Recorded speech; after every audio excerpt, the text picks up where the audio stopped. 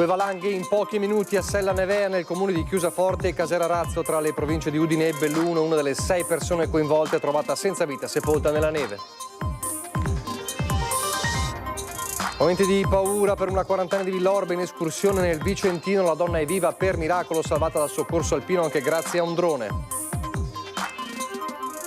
Alle 20 la chiusura dei seggi per l'elezione del nuovo presidente della provincia. In serata l'annuncio del vincitore tra Marco Donadel e Luca Durighetto.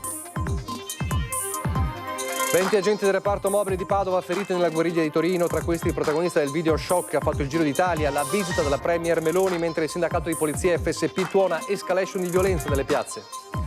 A Montebelluna fa scalpore la scelta del 51enne Don Giovanni Gatto che ha annunciato l'addio all'abito otalare per amore di una donna. Sempre più casi di depressione postpartum tra le neomamme senza una rete familiare di supporto anche economico. L'analisi dell'ULSS 2, al Cafoncello un presidio a sostegno per le donne. Bimbo lasciato a piedi dopo l'invito del piccolo alla cerimonia di apertura dei giochi. Il senatore bellunese lancia un appello, l'autista si è scusato in nome dello spirito olimpico, sia anche lui a Cortina venerdì. Cambia il vertice del gruppo folcloristico trevigiano che organizza tra i tanti eventi della tradizione il famoso processo di metà quaresima a Ponte Dante. Per la prima volta è una presidenza in rosa.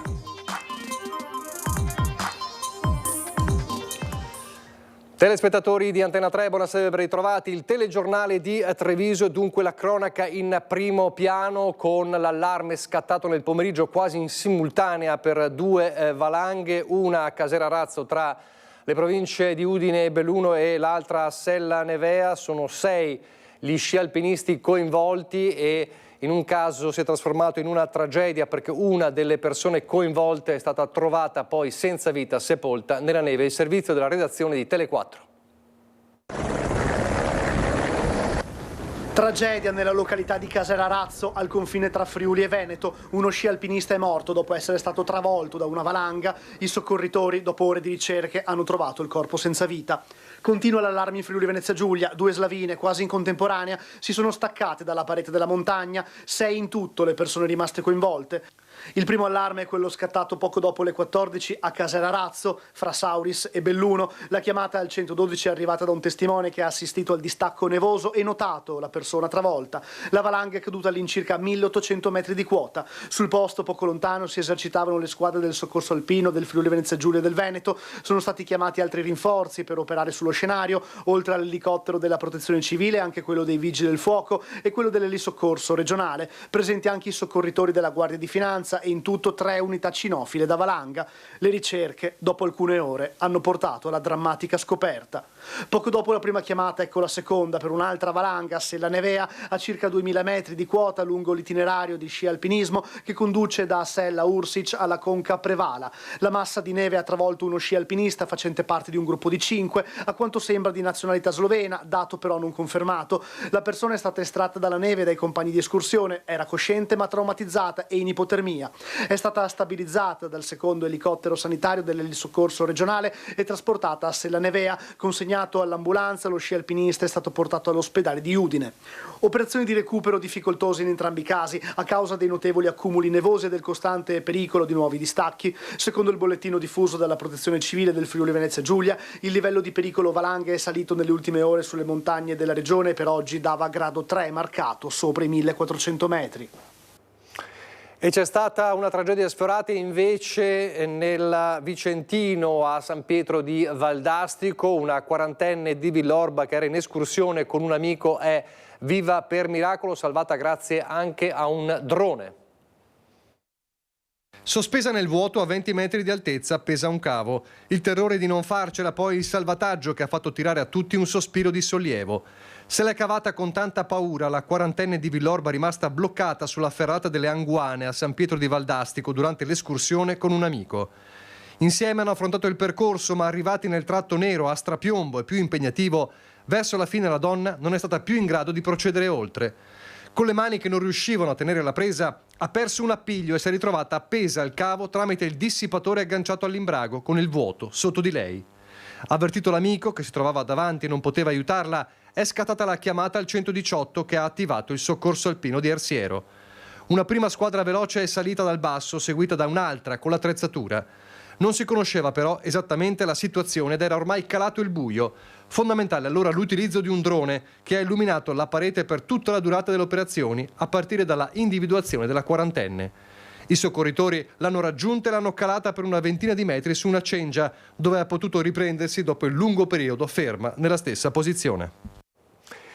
Allora, torneremo alla cronaca fra poco. Prima però parliamo di politica, perché andiamo subito alla Sant'Artemio a Treviso, la sede della provincia di Treviso. Manca meno di mezz'ora alla chiusura dei seggi per la votazione del nuovo presidente della provincia, che raccoglierà l'eredità di Stefano Marcon. La sfida, come sapete, l'abbiamo detto in questi giorni, tra il sindaco di Roncade Marco Donadella e quello di Zerobranco Luca Durighetto. Il nostro Lucio Zanato è sul posto per fare il punto della situazione. Buonasera Lucio.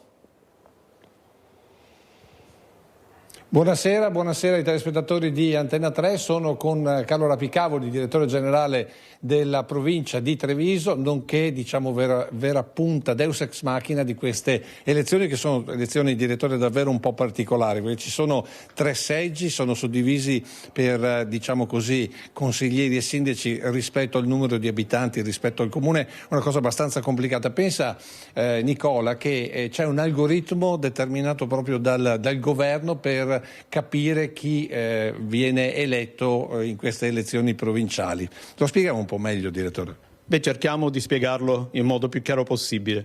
Allora, si tratta del cosiddetto voto ponderato di elezione di secondo livello. Allora, elezione di secondo livello significa che non votano i cittadini, ma votano appunto i sindaci e i consiglieri comunali.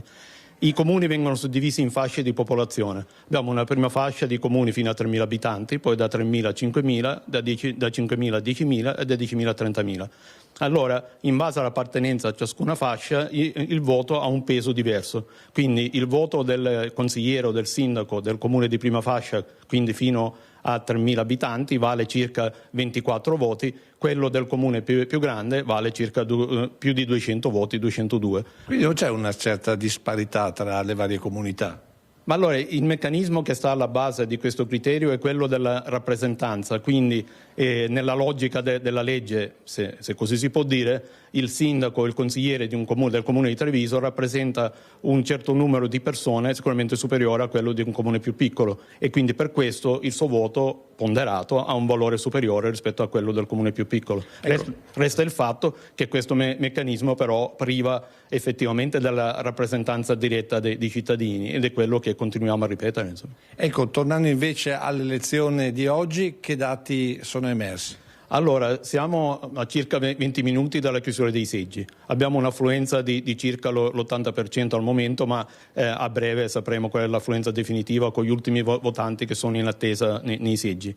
Oggi si vota solo per il Presidente, anche questa è un'anomalia, e non si vota per il Consiglio provinciale, perché nel meccanismo della legge del Rio il Presidente dura in carica 4 anni, il Consiglio dura in carica 2 anni, e quindi non hanno delle scadenze coincidenti, e infatti si tornerà a votare in provincia in autunno per eleggere il nuovo Consiglio. Ecco, questo per spiegarvi insomma cosa sta capitando qua al Sant'Artemio. Mi pare intorno alle 9.30, alle 21.30 dovreste terminare lo spoglio, quindi ci sarebbe qui in sala consiglio, ci sarà la proclamazione diretta, quindi non si aspetta il primo consiglio utile. Sì, appunto, alle 20 si chiudono le votazioni, segue lo scrutinio, contiamo intorno alle 21.30 di avere i risultati definitivi, quindi si fa la procedura formale di proclamazione del Presidente eletto, che viene così entra subito in carica. Proprio per questo meccanismo di separazione fra il Presidente e il Consiglio non si attende alla prima seduta, ma il Presidente già stasera sarà in carica. Ecco, giusto per concludere questo collegamento, uno dei 2 candidati, Marco Donadella, è presente qui al Sant'Artemio, evidentemente qualche motivo ci sarà, e con questo restituisco la linea allo studio. Grazie a Lucio Zanato. È e resta insomma favorito per la corsa, anche perché, come ha spiegato il direttore Rappicavoli, insomma diciamo contando sulla compagine del centrodestra ha sicuramente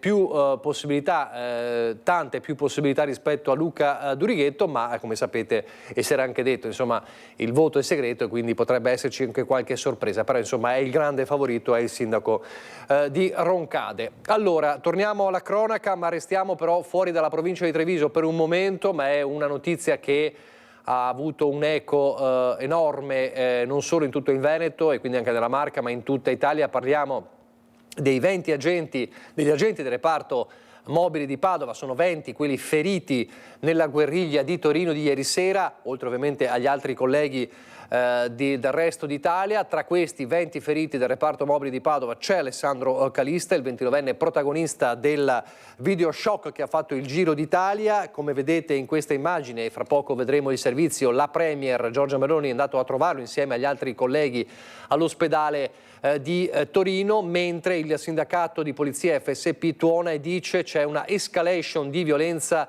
nelle piazze. Sentite. Tanto grazie. Grazie. Il grazie di Giorgia Meloni ad Alessandro e ai suoi colleghi arriva di prima mattina nell'incontro con gli agenti tenuti in osservazione all'ospedale Le Molinette di Torino. Lui è Alessandro Calista, 29 anni, una moglie e un figlio dai quali ha rischiato di non tornare. Uno dei 20 poliziotti del reparto mobili di Padova e 50 in totale feriti nella guerriglia di Torino al corteo per il centro sociale a Scatasuna. Mi sono ritrovato da solo tra gli incappucciati, ho provato a proteggermi la testa, racconta ancora scioccato.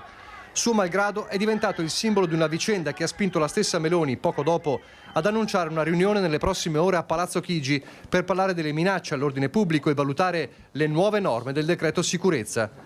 Le immagini shock della gente accerchiato e picchiato anche a colpi di martello hanno fatto il giro di tutta Italia in poche ore. Non è una protesta, non sono scontri, dice la Premier, si chiama tentato omicidio. Mi aspetto che la magistratura valuti questi episodi per quello che sono, senza esitazioni. Ripristineremo le regole in questo paese. Chi conosce bene quegli agenti, come il sindacato di polizia FSP, non è più disposto a tollerare oltre. Noi come sindacato saremo molto fermi questa volta, cioè non possiamo assolutamente permetterci di usare il sì ma. Il sì ma in questa circostanza non va utilizzato.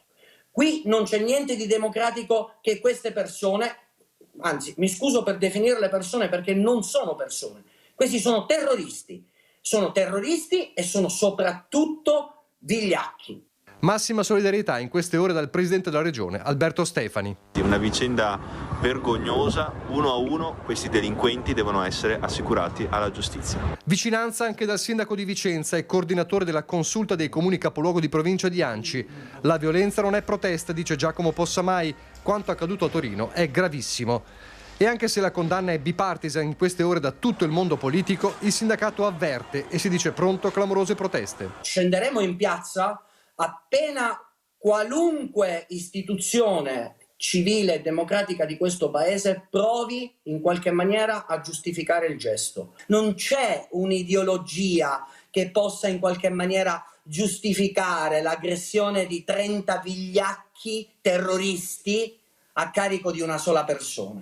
Una situazione che il sindacato denuncia da tempo. Una serie di escalation che come sindacato denunciamo da più o meno 1 anno e mezzo, anzi quasi 2, di quello che stanno diventando le nostre piazze, che spesso sono coccolate, spesso sono giustificate, spesso sono sollazzate da determinate parti sociali di questo paese. Ho sentito qualcuno dice uno sparuto numero di facinorosi. Non è uno sparuto numero di facinorosi, cioè attenzione con la narrazione. Ieri sera sono provenuti da tutte quante Europa professionisti del disordine, quelli che ne fanno un lavoro, un mestiere, un'arte, quindi non minimizziamoli. Padova è pronta a riaccogliere i suoi uomini, Alessandro in testa, ma il segretario provinciale dell'FSP non nasconde la sua preoccupazione per l'umore degli agenti ormai al limite. Sono tutti quanti quei colleghi che hanno dei figli a casa, che vogliono tornare dai propri figli, dai propri affetti, dalla propria famiglia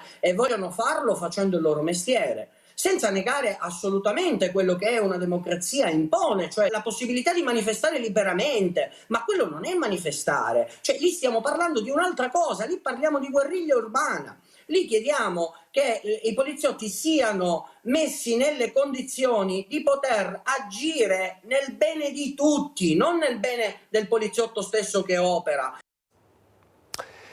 Torniamo alla cronaca a Treviso, si cerca di dare un volto ai 2 stranieri che nella mattinata di ieri a Treviso hanno importunato un'anziana costringendola a chiedere aiuto a un negoziante. La donna poco dopo le 7:30 del mattino stava tornando, quindi in piena mattinata, presto, nel suo appartamento nel condominio tra strada Ovest e via Pisa, quando due giovani di colore visibilmente alterati si sono messi davanti al portoncino d'entrata inveendole contro. Impaurita si è rifugiata nell'unico negozio aperto a quell'ora, con il titolare che dopo averla accolta ha chiuso a chiave l'entrata, mentre i due individui hanno iniziato a battere contro la vetrata per poi allontanarsi, non prima di aver tentato di rubare anche la bicicletta del barbiere. Questo è l'ennesimo episodio di microcriminalità in zona, l'amaro commento di un negoziante che un mese fa ha subito un tentativo di furto e a novembre il lancio anche di alcune bottiglie sulle vetrate in un'area di Viale della Repubblica sprovvista di videosorveglianza. Sono temi che affrontiamo praticamente quotidianamente. Quotidianamente abbiamo anche raccontato della voglia di difendersi spesso dei cittadini.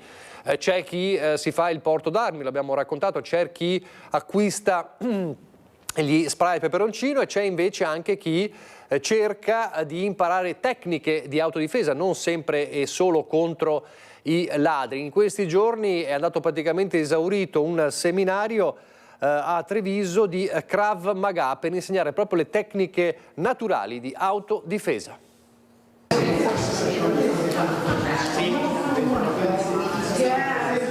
Questa è una lezione col maestro Moshe David Katz, che è uno dei 5 più grandi maestri al mondo.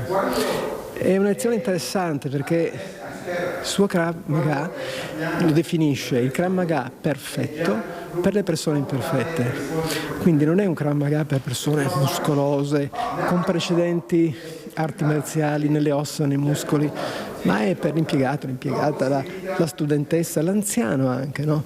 Che non hanno una massa muscolare, non hanno un grande allenamento, ma hanno la necessità di difendersi o almeno di avere la consapevolezza che possono farlo. In tempi come questi, dove le aggressioni si moltiplicano e il senso di insicurezza impera, imparare qualche tecnica per difendersi non può che essere d'aiuto, non certo per contrastare persone armate magari di pistola, ma per un senso di maggior consapevolezza del pericolo, come della possibilità di fuggire indenni da una situazione a rischio usando tecniche naturali. Sfrutta i movimenti naturali del corpo, ad esempio se una persona, anche un bambino, uno fa così, si ripara con le braccia, è un movimento istintivo che lui educa, quindi parte del movimento istintivo lo educa e lo trasforma in una difesa efficace e efficiente. A Treviso 20 fortunati, tra cui 2 gemelli arrivati dalla Puglia, hanno potuto sperimentare la tecnica originale israeliana in un seminario condotto dal gran maestro Moshe David Katz e organizzato da ICMET presso la scuola Danza Insieme. Il motto che accompagna i fondatori è Walk in Peace, ovvero camminare in pace. In 3 giorni, per 8 ore al giorno, si possono imparare le tecniche di sopravvivenza. C'è tanta violenza al giorno d'oggi. Qui insegniamo prima di tutto la consapevolezza e cerchiamo di capire che la sfida del mondo è proprio questa. Pregare per la pace, ma allo stesso tempo essere preparati al fatto che il male abita l'uomo e possiamo incontrarlo sul nostro cammino.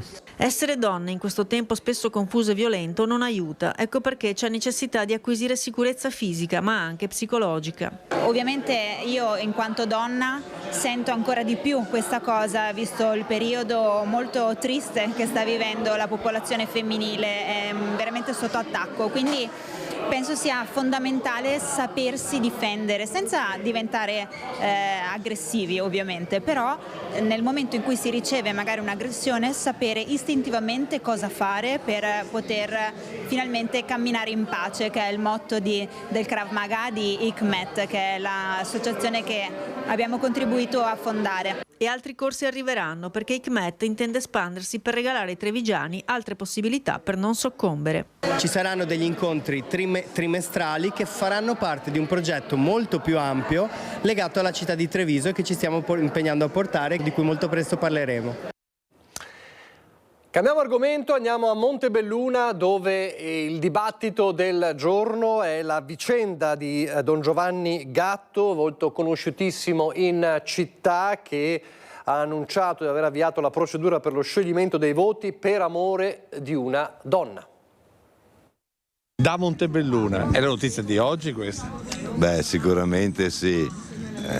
Giovanni Gatto è sempre stato un protagonista nella vita montebellunese, prima come carabiniere, poi come parroco che si è trovato nel terremoto dell'Aquila e adesso con questa novità ha trovato la sua missione definitiva. Sintetizza così il giornalista montebellunese Enzo Favaro la notizia che Don Giovanni Gatto a 51 anni lascia la veste per amore di una donna. Una scelta arrivata come un fulmine a Celserino Caonada, dove è nato e conta di tornare da Tempre in provincia dell'Aquila, che l'ha visto come parroco sin dal terremoto del 2009.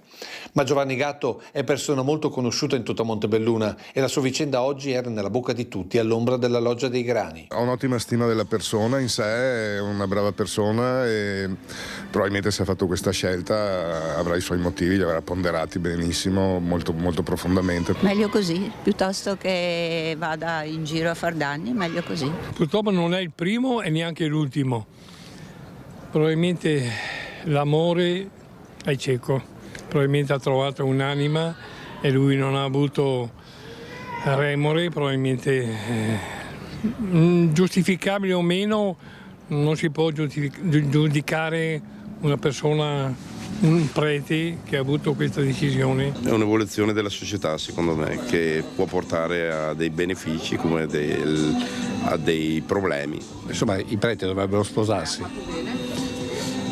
Realmente dovrebbero un po' mollare su certe fisime che ha la Chiesa. Che sia un segno dei tempi fatti di individualità e di comunità sempre più sfilacciate lo sottolinea anche Don Adelino Bortoluzzi, forte dell'esperienza di oltre 50 anni di missione sacerdotale. Non dobbiamo mai dimenticare che la fragilità attraversa tutti, fa parte del nostro essere uomini e donne in questo mondo e questa fragilità può attraversare anche l'esperienza umana e di fede di un sacerdote. Però guai se un sacerdote non trova nelle sue difficoltà e fragilità una comunità che lo sostenga e lo aiuti. Per questo Don Giovanni Gatto non viene condannato dalla sua gente di Montebelluna. Però lei lo assolve da questo peccato? Sicuramente sì. Sì, per me sì. Sì, assolutissima. Cambiamo argomento, oggi la 48esima giornata nazionale per la vita e l'associazione Uniti per la Vita ha allestito in ospedale a Treviso un punto informativo e per la raccolta fondi a sostegno proprio delle donne. Presente anche il direttore generale dell'ULSS 2 Francesco Benazzi, che ha sottolineato come la depressione post parto sia ormai una patologia che colpisce quasi tutte le neomamme. Noi abbiamo notato che rispetto a qualche anno fa quasi tutte le donne manifestano un po' di depressione. Depressione dopo il parto, una patologia che colpisce tutte le neomamme. In varie forme, a volte più lieve, a volte più profonda, ma sottolinea il direttore generale dell'ULSS 2 Francesco Benazzi, comunque legata al cambiamento delle nostre comunità. Lo sappiamo già da tempo, le coppie non hanno più la rete familiare, non c'è più la famiglia grande, i nonni che possono comunque aiutare, per cui la donna spesso e volentieri, lavorando marito e moglie, si trova nella situazione di essere sole, di essere da sole. Questo comporta effettivamente una difficoltà perché il postpartum è una difficoltà. Neomamme che raramente sono consapevoli o ammettono lo stato depressivo, che però non passa inosservato ad occhi esperti. Si vedono purtroppo, si vede la mamma che comincia a piangere da come si siede davanti a noi, si vede che non dice una parola, si vede il bambino che magari è più magro o più pallido e gli chiedi ma mangia e ecco, ci sono dei segnali. Segnali raccolti quotidianamente nella sede dell'Associazione Uniti per la Vita di Treviso.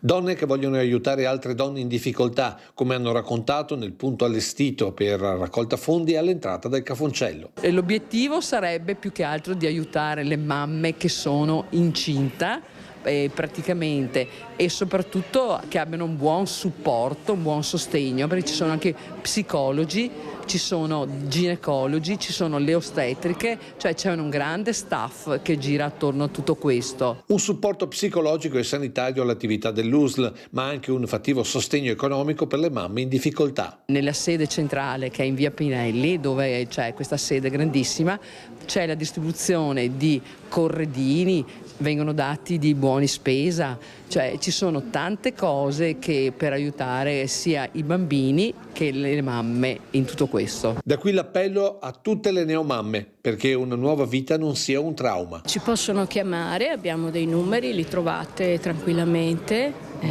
Se invece uno dice ho bisogno di parlare con qualcuno, dove deve venire?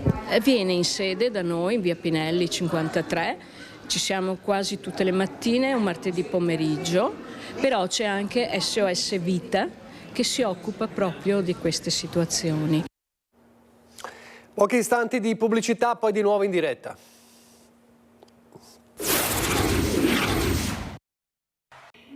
Rieccoci in diretta e allora ripartiamo da Felice Maniero. Oggi l'ultimo sconvolgente ritratto del bandito più famoso del Nord-Est, raccontato a Ring dal suo autore, dall'autore di questo ritratto, il giornalista e scrittore Maurizio Dianese, ospite di Ferdinando Avarino.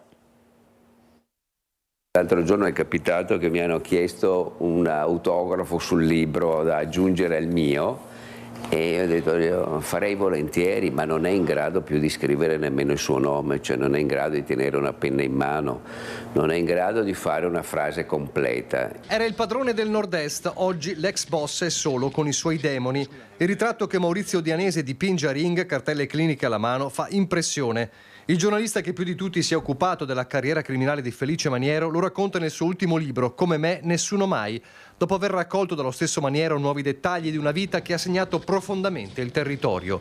Un racconto destinato a chiudersi nel silenzio. 71 anni compiuti a settembre, queste immagini risalgono alla fine del 2024, in cimitero davanti alla tomba dell'amata figlia Elena, morta suicida, o mentre recuperava un lampadario dalla villa confiscata dallo Stato a Campolongo Maggiore. Ma il Maniero di oggi, sostiene Dianese, è cambiato. Ormai si fa fatica proprio ad interloquire con lui perché è molto affaticato.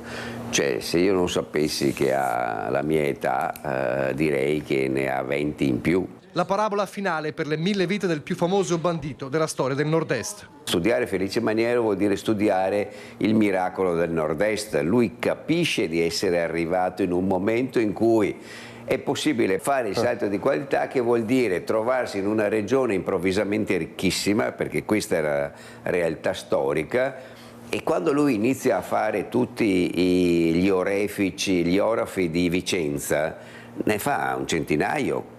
No? E quindi ti rendi conto che improvvisamente il Nord-Est non è solo il miracolo di Benetton, il miracolo di chi produce le scarpe in Riviera del Brenta, è un miracolo generalizzato all'interno del quale si incista questa banda. Miliardi e droga, un esercito di 450 uomini ai suoi comandi, un esercito sbriciolato dal suo pentimento con la giustizia, dagli omicidi e dalle sentenze.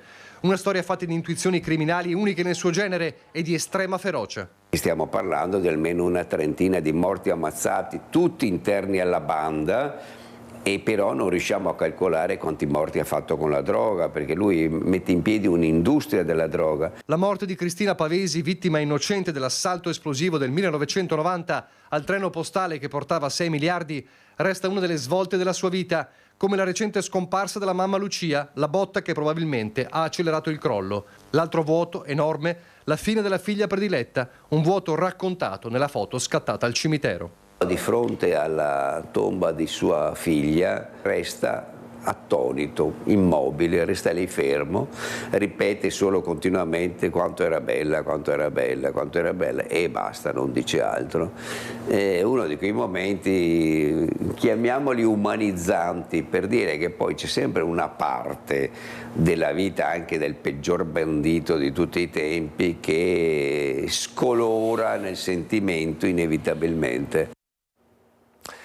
Cambiamo argomento, torniamo a parlare del caso di questi giorni, il bimbo lasciato a piedi dal bus. Se è vero che lo spirito delle Olimpiadi può ispirare tutti noi, può spronarci a migliorare e soprattutto renderci uniti nelle sfide comuni, allora lancio un appello alle istituzioni direttamente interessate.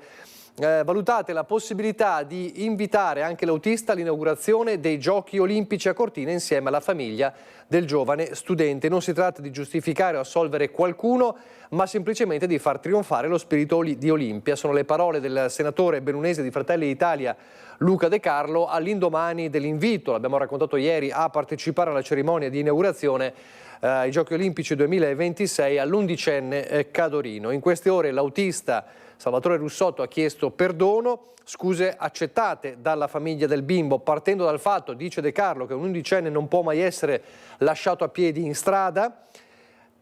Al netto della responsabilità e il fatto anche che abbia ammesso il suo errore e chiesto perdono alla famiglia, non è stato di certo piacevole vedere come quest'uomo negli ultimi giorni sia stato al centro di un pesante linciaggio sui media e sui social, una storia che ci ha colpito profondamente, e quindi De Carlo lancia questo appello nel nome dello spirito olimpico, perché anche Salvatore Russotto, l'autista, sia invitato alla cerimonia di venerdì. Vedremo quale sarà poi allora la scelta della Fondazione Milano Cortina. Una scelta invece è stata già fatta giovedì scorso, ma torniamo a Treviso e parliamo del gruppo folcloristico trevigiano, ed è una scelta per la guida del gruppo folcloristico, e per la prima volta è una donna. La prima volta di una presidente donna del gruppo folcloristico trevigiano. Sì, tenendo conto che nei quasi 60 anni di gruppo ci sono stati comunque solo 2 presidenti. A Treviso il folklore diventa un po' più rosa. Da giovedì l'eredità di Franco Crespan e Ivano Camarini è passata a Tatiana Pellizzer, eletta prima presidente donna del gruppo folcloristico trevigiano, anima di Re Carnevale e soprattutto del processo di Ponte Dante.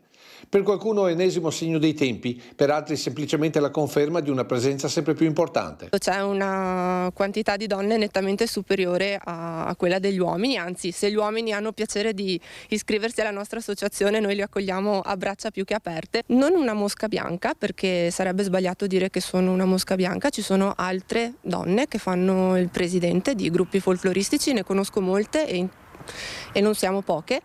Chiaramente rispetto alla maggioranza maschile di presidenti, sì, siamo poche ma non siamo mosche bianche, ecco. Quasi una predestinazione quella di Tatiana sulle orme di Franco Crespan. È lei che ha ereditato il ruolo di pubblico ministero già del conte Calseta sul Botteniga nel processo della Vecia. Per il momento posso dire che è più difficile fare l'accusatrice che il presidente, poi magari ne riparliamo tra un po' di tempo. Una convinzione che si basa soprattutto sul rinnovato e ringiovanito consiglio direttivo del gruppo. Infatti il consiglio adesso è costituito principalmente da persone al di sotto dei 35 anni. Ma in un tempo di digitalizzazione, di futuro, di intelligenza artificiale, proprio perché voi siete giovani, che senso ha continuare nella tradizione?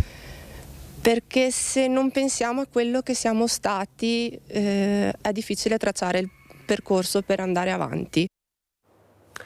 Allora, parliamo di tradizioni e non possiamo non parlare della tradizione per eccellenza, cioè il Carnevale. Parliamo del Carnevale di Venezia, che dopo il gran ballo di ieri a San Marco ha visto l'apertura ufficiale con il corteo acqueo e lo scoppio della Pantegana in Canal Grande, circa 800 evocatori in maschere che hanno dato vita a uno spettacolo collettivo in cui tradizione e immaginario si sono fusi in un racconto condiviso. 140 imbarcazioni tradizionali che sono partite da Punta della Dogana e hanno raggiunto il ponte di Rialto, dove la Pantegana, lo vediamo nelle immagini, Pantegana di cartapesta ovviamente, si è aperta in uno spettacolo di coriandoli biodegradabili, rispettando l'ambiente come valore olimpico e dovere verso la città, tema olimpico che pervade l'edizione 2026 del Carnevale di Venezia. Queste le immagini suggestive di Venezia, e poi ci sono i carnevali nei nostri territori del Trevigiano. Oltre 4.000 persone hanno invaso ieri Soligo per la sfilata dei carri mascherati, nuova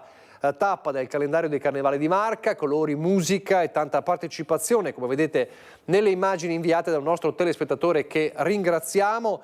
Carnevale che non è solo festa, è condivisione, tradizione e pura gioia, il commento del sindaco Matteo Perencini, e oggi pomeriggio la sfilata si è poi trasferita a Pieve di Soligo, quindi il Carnevale che non conosce come sempre confini, quindi da Venezia ai territori della Marca trevigiana, con gli appuntamenti di Carnevale carnevali di Marca. Altra tradizione che si è da poco chiusa perché è passata l'Epifania è quella dei presepi, e c'è stata una grande partecipazione alla mostra internazionale dei presepi di San Marco di Resana, terminata soltanto qualche giorno fa.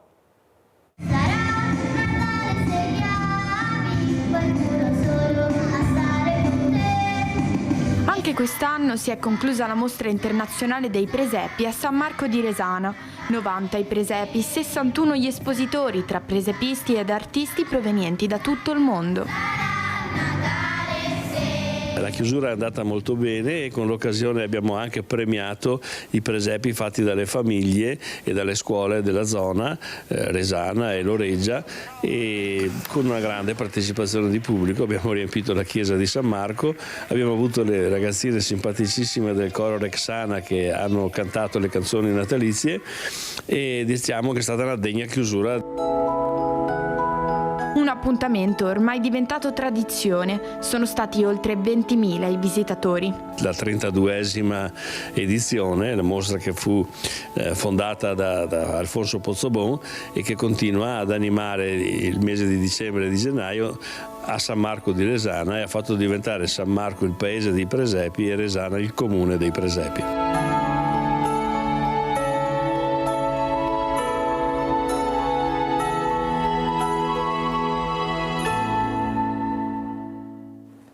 Dalla tradizione alla storia è giunto il momento dell'appuntamento di ogni domenica con l'archivio storico di Antenna 3, spulciato come sempre dal nostro Lucio Zanato. Sono passati più di 40 anni dal primo trapianto di cuore donato dal giovane trevigiano Francesco Busnello e oggi in Veneto l'attesa per un cuore nuovo è di media di quasi 4 anni. Un tema, quello della donazione, che aveva visto in prima fila ovviamente il professor Vincenzo Gallucci, autore del primo trapianto che risentiremo proprio questa sera nella consueta rubrica. Era il 1987.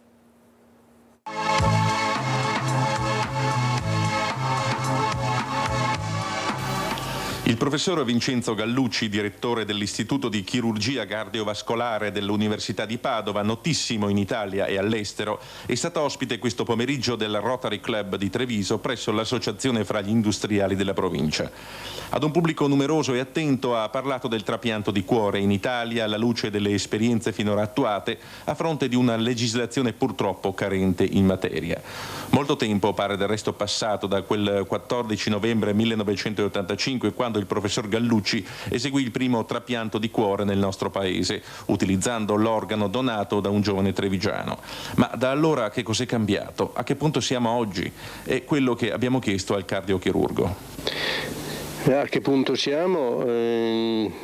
Sicuramente dal punto di vista dei risultati questi sono molto buoni, in quanto complessivamente in Italia si è ottenuto un risultato, pur essendo il primo anno, che è paragonabile con favore, con vantaggio per noi con quelli di tutto il resto del mondo, dove i trapianti di cuore sono iniziati prima.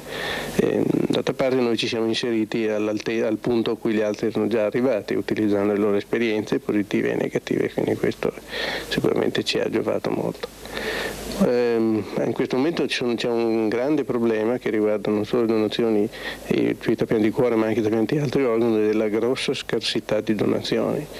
C'è stato un vero e proprio crollo verso la fine del 1986 all'inizio del 1987 con una riduzione a circa metà non solo nei trapianti di cuore ma anche nei trapianti ad esempio di rene, di cui c'è un bisogno incredibile, valutabile oltre i 20.000 casi, e che veramente sta ponendo anche a livello delle autorità della sanità, del Ministero della Sanità, che forse considerava abbastanza poco questo problema in passato, sta facendo sorgere il problema di incentivare, di consigliare, di facilitare chi prenda questa decisione certamente dolorosa ma però molto umana e di grande solidarietà, che è quella di donare gli organi di persone che muoiono perché siano trapiantati a qualcuno che ne ha bisogno per sopravvivere.